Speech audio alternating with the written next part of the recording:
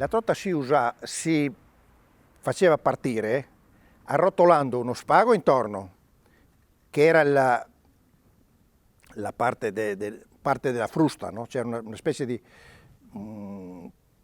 pezzo di legno così, con attaccato uno spago, che veniva arrotolato sulla trottola.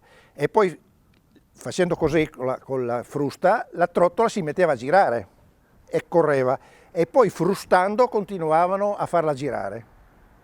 Però bisogna essere bravi perché devi colpirla dritta, no? Se la colpisci male non gira più, si ribalta. Beh, quelle originali erano fatte di legno, con un chiodo di quelli da scarpone piantato sul mezzo perché serviva, perché se era solo di legno si sarebbe consumato e avrebbe anche fatto troppo attrito che faceva fatica a girare, no?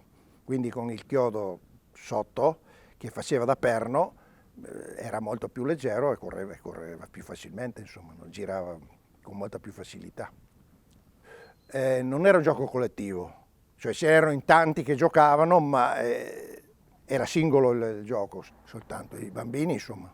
No, non era da adulti. Quelli che si trovavano a comprare sì erano colorati, quelli altri anche no, insomma. Le trovavi anche nell'uovo di Pasqua, per dire, trottole.